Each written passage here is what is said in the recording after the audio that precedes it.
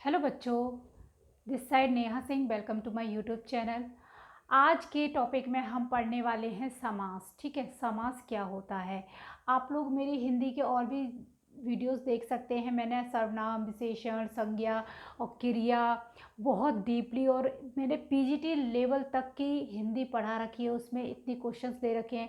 जो एग्जांपल्स लिए हैं वो मैंने एच टेट के, डीएसएसबी के, सी टेट के एग्जांपल लिए हैं। आप उनको जाकर देखिए, आपको बहुत अच्छा फील होगा। हालांकि वो पुरानी वीडियो है बट बहुत बेनिफिट वीडियो है आपके लिए। तो आज का टॉपिक हमारा है समास। हम पढ़ने वाले हैं समास। देखो, समास पहले यही पता होना चाहिए, किसी इंटरव्यू में या किसी क्वेश्चन में भी पूछ लिया जाता है कि समास होता क्या है।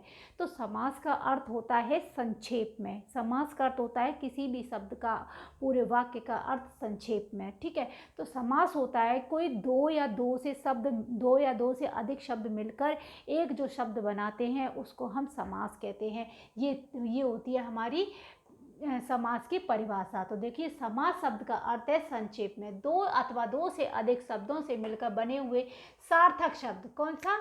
सार्थक शब्द होना चाहिए जो कि उसका अर्थ हो। सार्थक शब्द को समास हम कहते हैं। जैसे कि हमने लिया राजपुत्र, एक शब्द हो गया राज, दूसरा हो गया पुत्र, दोनों शब्द हो गए। तो इसका सार्थक शब्द क्या निकला? सार्थक शब्द निकल गया राजपुत्र। अब राजपुत्र को हम इसको एक लंबी भाषा या एक पूरे वाक्य में भी लिख सकते हैं, जिसको हम समास विग्रह कहते हैं। तो राजपुत्र कौन होते हैं? तो राजपुत्र का मतलब होता है राजा का पुत्र। ठीक है, राजा का पुत्र। हमने इतना बड़ा शब्द ना कहकर हमने कह दिया राजपुत्र, तो यही आपका क्या हो गया? समास हो गया। ये समास विग्रह का आपने एक संक्षेप में उसी बात को कह दिया, बोल दिया राजपुत्र। तो ये क्या है? समास है। समास के मुख्य भेद, समास के मुख्य भेद 6 होते हैं। ठीक है, समास के मुख्य भेद 6 होते हैं। आपका होता है अव्ययी भाव समास, कर्मधारय समास, तत्पुरुष समास, बहुवरीय समास, द्वंद्व समास, द्विगु समास। ठीक है, अब हम इनको वन बाय वन इनकी पहचान, ट्रिक कैसे पहचानते हैं बहुत अच्छे से, ऐसा मैं आपको 1-2 मिनट में ही आपका वन बाय वन सब समाप्त कर दूंगी, जो आप कभी गलती नहीं करेंगे। 2 नंबर आपके समास के पक्के हैं, चाहे मैं समास विग्रह से बताऊं या पहचान करना बताऊं, वो आपको मैं बता दूंगी अच्छे से, ताकि आपकी कभी गलती ना हो। अव्ययी भाव समास। ठीक है, अव्ययी भाव समास देखते हैं क्या होता है, इसकी डेफिनेशन देखते हैं पहले। जिस समास का पूर्व पद मतलब पहला पद अव्यय या तथा प्रधान हो उसे अव्ययी भाव समास कहते हैं। अव्ययी भाव में परिभाषा में क्या है? जिसका पहला पद प्रधान होता है वही अव्ययी भाव समास होता है। हम देखते हैं उसकी पहचान ट्रिक। मेरे हिसाब से मैंने अपनी पहचान ट्रिक बना रखी है, जो कि आप लोगों के लिए बनाई है।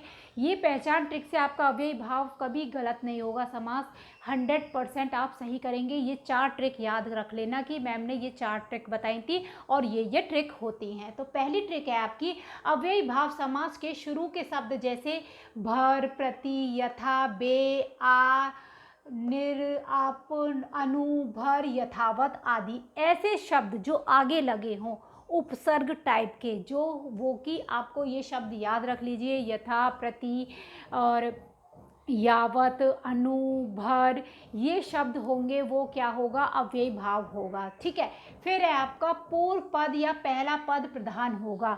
जो शब्द दिया होगा उसका जो स्टार्टिंग का जो पहला पद होगा वो क्या होगा? आपका प्रधान होगा।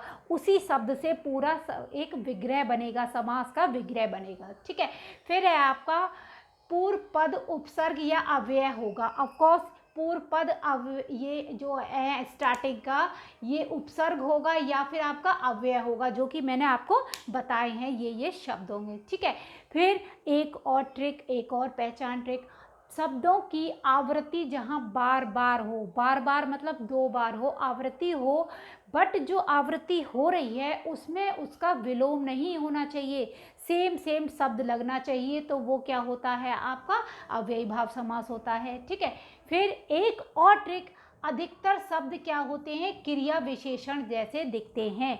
इसमें क्या होगा, जो आपको समास दिया होगा, अव्ययी भाव समास दिया होगा, उसमें आपको अलग से पता लग जाएगा, उसमें क्रिया विशेषण होगी, जो क्रिया होगी उसकी विशेषता बताई जाएगी, उसको ही हम क्रिया विशेषण कहते हैं। तो समास में जो शब्द होगा वो क्रिया विशेषण जैसा दिखेगा। अब हम देख लेते हैं एग्जाम्पल, उदाहरण देखते हैं। जैसे आ जन्म, तो आ जन्मा, आ जन्मा, तो आ क्या आ गया आपका, यहाँ पे शब्द आ गया, जो कि पहला पॉइंट इसमें फॉलो होता है। यथार्थ, यथार्थ में क्या आ गया, उसका स्टार्टिंग उपसर्ग आ गया यथार्थ, ठीक है।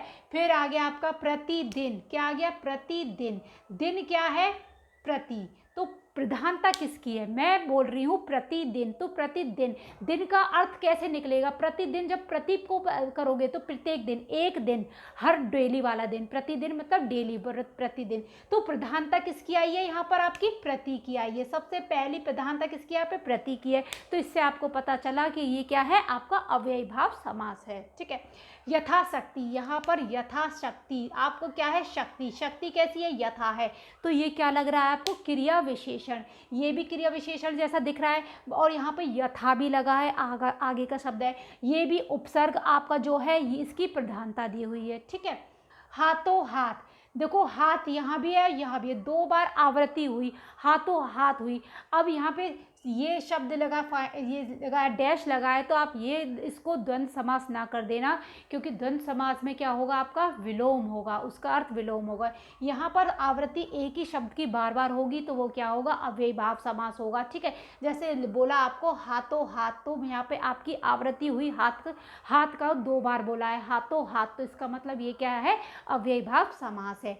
आजीवन, जहाँ पे आ क्या आ गया, आपका उपसर्ग आ गया, ठीक है। आमरण, यहाँ पे आ क्या आ गया, आपका उपसर्ग आ गया। यथा शीघ्र, शीघ्र कैसे, यथा, यहाँ पे आपका क्रिया विशेषण जैसा भी दिख रहा है, और यथा शब्द लगा है, ठीक है।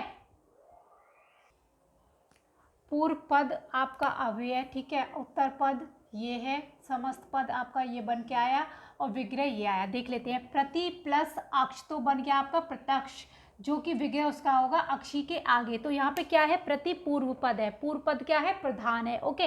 फिर आपका अनु, अनु यहाँ पे क्या है, प्रधान है, अनु प्लस रूप करके समस्त पद बन गया, समास बन गया अनुरूप, जो जिसका विग्रह है रूप के योग्य है। फिर है साफ प्लस साफ, मैंने कहा ना वो आवृत्ति होती है वर्ड की, तो साफ प्लस साफ क्या हो गया, इसका समस्त पद समास क्या बन गया, साफ साफ, ठीक है, जिसका अर्थ है समास विग्रह है बिल्कुल साफ। फिर है गंगा प्लस पार, पूर्व पद गंगा और उत्तर पद आपका पार, तो समस्त पद क्या बन गया, गंगा पार, विग्रह क्या हो गया, गंगा के पार। बे प्लस धड़क, बे क्या हो गया आपका, आगे का शब्द जो मैंने आपको शब्द बताए, बेधड़क, तो बे किसका समस्त पद, बद पद बन गया बेधड़क, जो कि विग्रह है बिना धड़क के, ठीक है। फिर है आपका लाभ प्लस अर्थ, तो लाभ प्लस अर्थ का हो गया समस्त पद लाभार्थ, जिसका विग्रह है लाभ के लिए। ये था आपका अव्ययी भाव समास। आगे के लिए हम नेक्स्ट वीडियो में लेके आएंगे और भी समास, इसीलिए आप, छोटी सी रिक्वेस्ट है, आप वीडियोस को सब्सक्राइब करें, लाइक करें, शेयर करें, ज़्यादा से ज़्यादा सब्सक्राइब करें। Thank you.